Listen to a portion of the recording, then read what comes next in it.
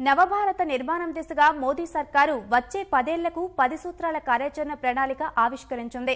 గత 5 ఏళ్లలో దేశ ప్రగతి ప్రయాణానికి పునాదులు వేశామన్న ఆర్థిక మంత్రి గోయల్ వచ్చే 5 ఏళ్లలో $5 లక్షల కోట్ల ఆర్థిక వ్యవస్థను లక్ష్యంగా పెట్టుకున్నట్లు వివరించారు. మరో 8 ఏళ్లకు $10 లక్షల కోట్ల ఆర్థిక వ్యవస్థగా భారత్ను తీర్చిదిద్దుతామని ప్రకటించారు.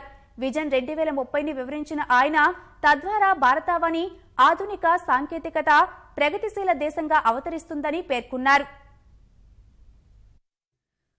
అభివృద్ధి చెందుతున్న దేశంగా ఉన్న భారతావని సర్వతోముఖాభివృద్ధి చెందిన దేశంగా రూపాంతరం చెందేందుకు కేంద్ర ప్రభుత్వం బడ్జెట్లో కార్యాచరణను ఆవిష్కరించింది. గత 5 ఏళ్లలో అనేక సమస్యలను పరిష్కరించి ఆర్థిక వ్యవస్థను గాడిలో పెట్టామన్న ఆర్థిక మంత్రి గోయల్ వాటి ఫలాలను దేశ నలుమూలలకు అందేలా కృషి చేస్తున్నామన్నారు. ఇందుకోసం 10 విజన్ డైమెన్షన్స్ ను వివరించారు. మొదటిగా దేశంలో జీవన ప్రమాణాలు పెంచి అత్యంత నివాసయోగ్యంగా మార్చేందుకు భౌతిక సామాజిక పరంగా మౌలిక వసతులు కల్పిస్తామన్నారు. డిజిటల్ ఇండియాను సాకారం చేసి యువ నాయకత్వంతో పాలనా ప్రక్రియ అంతటినీ డిజిటలీకరిస్తామని చెప్పారు. భవిష్యత్తులో పెద్ద ఎత్తున ఎలక్ట్రిక్ వాహనాలు, సంప్రదాయేతర ఇంధన వనరుల్ని అభివృద్ధి చేసి కాలుష్యరహిత భారతావనిని ఆవిష్కరిస్తామన్నారు. ఆధునిక డిజిటల్ సాంకేతిక పరిజ్ఞానం సహకారంతో పారిశ్రామికీకరణను గ్రామీణ ప్రాంతాలకు విస్తరించి పెద్ద ఎత్తున ఉపాధి అవకాశాలు కల్పిస్తామని చెప్పారు. నదులను ప్రక్షాళన చేయడం సహా ప్రజలకు శుద్ధ జలాలను అందించాలని లక్ష్యంగా పెట్టుకున్నట్లు వివరించారు. సూక్ష్మ సేద్యం ద్వారా సాగుకు నీటి కొరత లేకుండా చేస్తామన్నారు. సాగర్మాల ప్రాజెక్టులో భాగంగా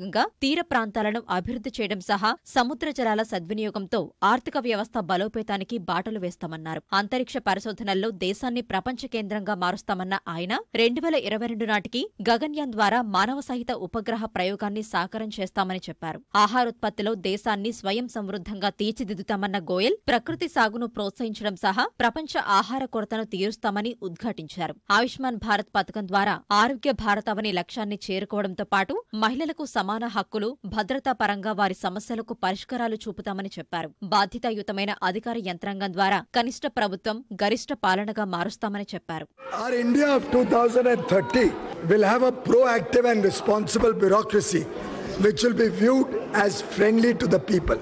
With this comprehensive 10-dimensional vision, we will create an India where poverty, malnutrition, littering and illiteracy would be a matter of the past. India would be a modern, technology-driven, high-growth, equitable and transparent society.